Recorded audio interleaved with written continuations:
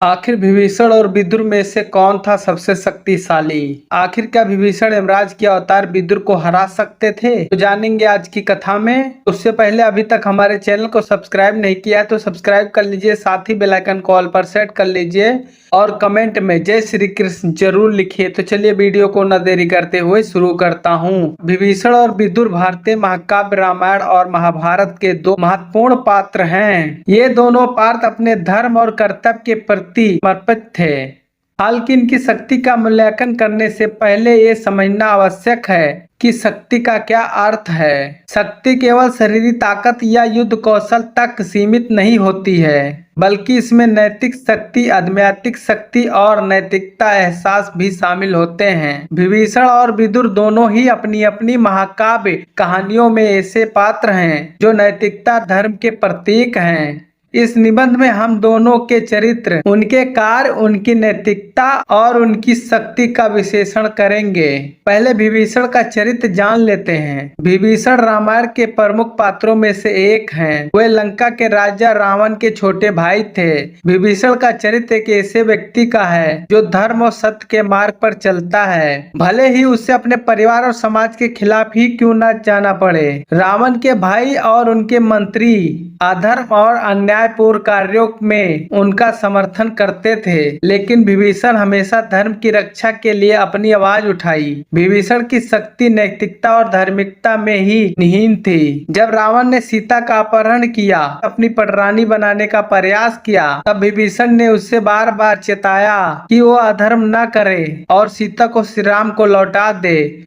रावण ने विभीषण की बात नहीं मानी, बल्कि उसे अपने दरबार से निकाल दिया। विभीषण का राम की शरण में जाना ये दर्शाता है कि उन्होंने धर्म की रक्षा के लिए अपने परिवार और समाज तक को त्याग कर दिया। इस प्रकार विभीषण का एहसास धार्मिकता ही उनकी असली शक्ति है। अब विदुर की चरित्र को जान लेते हैं। विदुर महाभारत के एक प्रमुख और महत्वपूर्ण पात्र हैं। वे कौरव और पांडवों के काका थे और हस्तिनापुर के प्रधानमंत्री भी थे। विदुर का जन्म एक दासी के गर्भ से हुआ था, लेकिन वे हमेशा अपनी बुद्धि, धर्म और न्यायप्रियता के लिए जाने जाते हैं। विदुर ने सदैव धर्म और न्याय का पक्ष लिया, चाहे परिस्थिति कैसी भी रही हो। विदुर की नैतिक शक्ति उनकी बुद्धिता और धर्म की गहरी समझ से निहायत थी। वो जानते थे कि कौरव का मार्ग अधर्म का है और इसीलिए उन्होंने बार बार धृतराष्ट्र को चेताया किया कि वे अपने पुत्र दुर्योधन को रोकें। विदुर की नीति जो आज भी नैतिकता और धर्म के संदर्भ में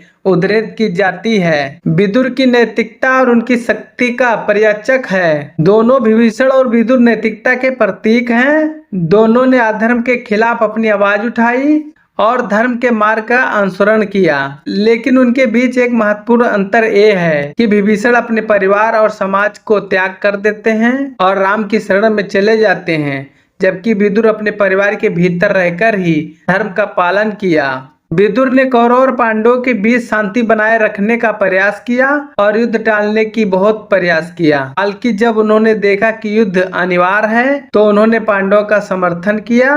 विभीषण का परिवार और समाज दोनों ही अधर्म के मार्ग पर थे, इसीलिए उन्होंने उनका त्याग कर दिया। विदुर ने अपने परिवार के भीतर ही रहकर धर्म का पालन किया और सत्य की रक्षा की। इस प्रकार दोनों ने ही धर्म की रक्षा की, लेकिन अलग अलग तरीकों से। अब प्रश्न उठता है कि इनमें से कौन शक्तिशाली था। यदि हम शारीरिक शक्ति या युद्ध कौशल की बात करें तो इन दोनों का इसमें कोई खास स्थान नहीं था। विभीषण ने लंका के युद्ध में राम का समर्थन किया, लेकिन वे स्वयं एक महान योद्धा नहीं थे। विदुर भी युद्ध में भाग नहीं लेते हैं, लेकिन उनकी बुद्धि और नीति ने उन्हें सबसे अलग और शक्तिशाली बनाया। यदि नैतिकता और धार्मिक शक्ति की बात की जाए तो दोनों समान रूप से शक्तिशाली थे। विभीषण की शक्ति उनके साहस में थी, जो उन्हें रावण के खिलाफ खड़ा होने के लिए प्रेरित करती थी।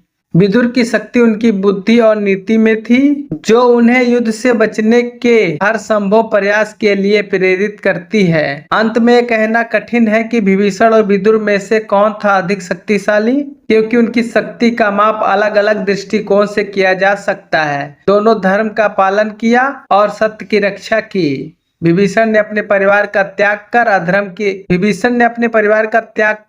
धर्म की रक्षा की, जबकि विदुर ने अपने परिवार के भीतर रहते हुए धर्म की पालन किया। विभीषण की शक्ति उनके साहस और निष्ठा में थी, जबकि विदुर की शक्ति उनकी बुद्धिता और नैतिकता में थी। इस प्रकार दोनों ही अपने अपने संदर्भ में अत्यंत शक्तिशाली थे। शक्ति केवल शारीरिक बल में नहीं होती, बल्कि नैतिकता, बुद्धिमानता और सत्य के प्रति समर्पण होती है। और इन सभी गुणों में विभीषण और विदुर दोनों ही उच्चतम स्तर पर थे। तो उम्मीद करते हैं कि आप सभी को हमारा ये वीडियो पसंद आया होगा। तो वीडियो पसंद आया है तो वीडियो को लाइक करें, शेयर करें और ऐसे ही ज्ञान पूर्वक वीडियो देखने के लिए हमारे चैनल स्वयं हिंदू टीवी को सब्सक्राइब अवश्य करें। और वीडियो देखने के लिए धन्यवाद।